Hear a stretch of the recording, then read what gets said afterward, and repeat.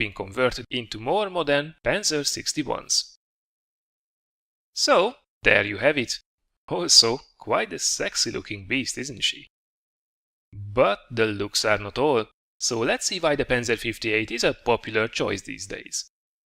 As usual, the comparison will be against other T-rate premium mediums, for example the soon-to-be-released T-44-100, the always popular CDC, the sturdy T-54 first prototype and the M46 Korean pattern. Kicking things off with the gun, the very first thing you actually might notice is that your DPM is a little bit behind most of the competition out there.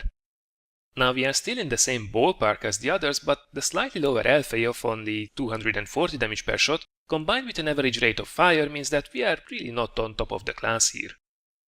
Still, it's good enough, especially as you can enjoy a great penetration of 212mm, the same as you have on the CDC, which means that you can really reliably convert your shots into damage without the need of spamming APCR constantly.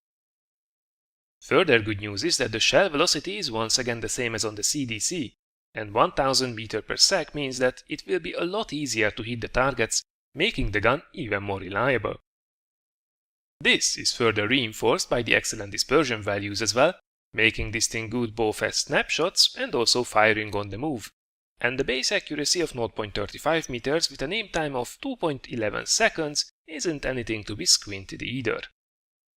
Even the gun elevation is great at 25 degrees, and the always so important gun depression is the perfect 10 degrees as well, so it really just feels great to shoot things with this gun. Moving over to protection, with 1300 health you are on the lower end of the spectrum, but it's really nothing unreasonable. As for the armor values, it might seem a little scary at first, but it's actually not that bad. I mean, sure, you are definitely one of the more lightly armored mediums in this bunch, but you actually have a tough enough armor to mitigate HE, stop people from overmatching your armor constantly, and God forbid, maybe you can even bounce a shot or two. Pretty much something that the CDC will never be able to do. But let's have a look at the details. From the front, the upper hull is around 120mm of effective armor, while the lower plate caps out about 110mm. You really shouldn't expect wonders from it, but the cheeks on the upper plate can actually bounce some shots thanks to all the tangling. Now the turret frontally is a mixed bag as well, though not completely useless. The gun mantlet has actually 240mm of armor, and the nicely rounded turret sides are auto bounce zones as well. Now of course there is a quite large area around the mantlet that has only 150mm of armor, and the cupolas on top are pretty much guaranteed penetration zones as well, with a bare 45mm of armor only. Moving to the sides, there is actually a huge difference between the hull and the turret, the former being only 30mm thick, while the turret has actually about 70mm of armor on the sides.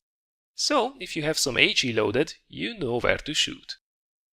By the way, this is also the weakest part of the tank by far, so sidescraping against higher caliber guns, 100mm and plus, is pretty much worthless as they will just simply overmatch your armor. But you don't have to stick to the sides if you want to shoot these things with HE, you can just get behind them and shoot them in the ass as well, as both the hull and also the turret have only 40mm of armor there. Swiftly moving on to mobility, it's mostly good news once again. We have a really solid top speed of 50 km per hour, a handy reverse speed of 20 km per hour, and that's combined with a quite healthy 17 horsepower per ton power to weight ratio and absolutely great terrain resistances. Now while it's nowhere near as crazy as the CDC, it's solid enough to be able to get around the battlefield easily and also to be able to participate in the endgame damage farming. Moreover, the whole traverse is actually rather nice as well with 45 degrees per second, though the turret traverse is just a little bit lacking with 37.5 degrees. I mean, it's not bad, but you might actually feel it a little bit during high-speed drive-bys. Overall though, you have yourself quite a nimble machine, able to shift around the battlefield as required. And last but not least, view range is another solid 380 meters, while radio range is surprisingly weak at 570 meters only. Most importantly though, while it's not featured in this comparison, The camo values are actually quite good on this machine as well and are completely on par with the more sneaky tier 8 premium mediums, something that you can also capitalize on. Right, so this was it with the number crunching, and overall it's just really good news and more good news, isn't it? I mean, sure, there isn't one area where it would be crazy good, just outstanding, but there are also no missing features either. It really is just a very well-rounded, fun-to-play medium tank that also earns a shit ton of credits, and there is definitely nothing wrong with that. Equipment-wise, the standard medium tank setup is the best choice in my opinion, meaning a gun rammer, coated optics, and of course a vertical stabilizer. Crew skill-wise, I prefer for the first skills 6 sense, snapshot, smooth ride and safe stowage, followed by Brothers in Arms, and then by view range enhancements, repairs and camo. So, this was then my very quick look at the Panzer 58 Mutz. I think it's high time to roll it out to the battlefield and see how all of this works out with shells flying all over the place. Check this out. Alright, so here we are in our Panzer 58 Mutz, this time around in an encounter battle on the good old Mines map. And have a look at this matchmaking. Oh yeah. There are only a handful of tier 8s on both of the teams, so most things we will be actually shooting at will be tier 7s and tier 6s, hell, there are even 2 tier 5 light tanks on the enemy team, so this should be a lot of fun. But of course it's all down to us to make it happen, so let's roll out and give them hell. Now beginning the match, I decided to go for the hill, because looking at the enemy team there are a couple of fast tanks that I can meet just as I arrive at the entrance to the hill, but there is nothing that I would be really afraid of. Now, look at that AC4 experimental, look at that snapshot on the move. Talk about lucky. Well, lucky or no lucky.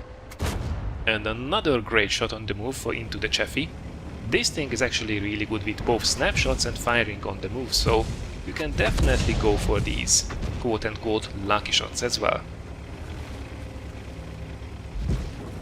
Now, Chaffee and the Leopard are on top of the hill, but, well, this is really not something that we should be afraid of, so let's go ahead and murder these guys quick. Especially as there are 2 artillery in the game, so one, we really should not be staying still, and also we really should not be lit constantly for them. A quick shot into the Leopard, unfortunately the T-37 steals the kill. Oh well, never mind, there is still plenty of enemies left. Now the enemy team did go for an early rush to the cap. 3 of them are capping and we are down to already half a minute before they are capping out, so definitely have to be going in there and take them out. Now I switch here to APCR because I decided, okay, I have to go in and I have to deal with this threat, otherwise we can get into a pretty nasty situation. So I really didn't want to waste any time with bouncing shots. Now 212mm on the base AP shells is plenty, but if you want to make short works of tier 8 heavies in a basically frontal engagement, there is nothing bad with firing a couple of APCR rounds. And also rather accurate, 0.35 meters accuracy enables us to put the APCR shell quickly into the WZ and take him out.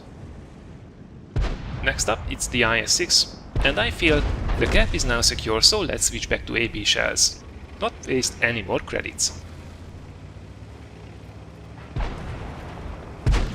And of course WZ is already raging in the chat. Report aimbot Mutz, the gold noob, because apparently everybody who hits you is using an aimbot. But we all know that one, don't we? This was a bit of a misplay. I should have aimed a little bit better onto the tracks.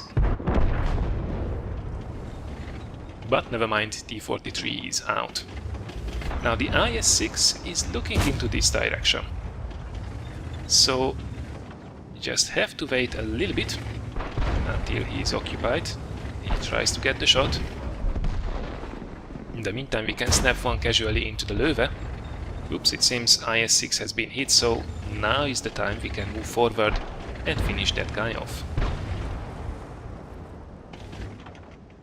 Just wait a couple more seconds before he's busy with the Jagdtiger, and now we can just dish out the killing blow.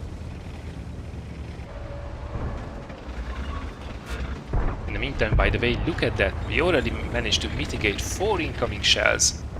It's something that you can't really rely on constantly in every single match, but against the right opponents, in the right circumstances, you actually have some armor that you can use.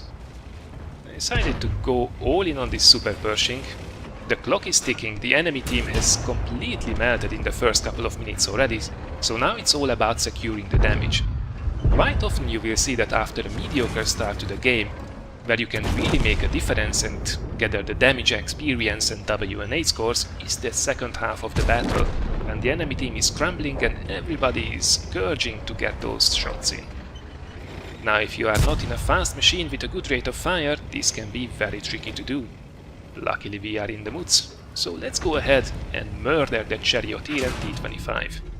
Now Charioteer gets a shot in and I really don't want to throw my health away completely. It would be really a shame to die to these guys.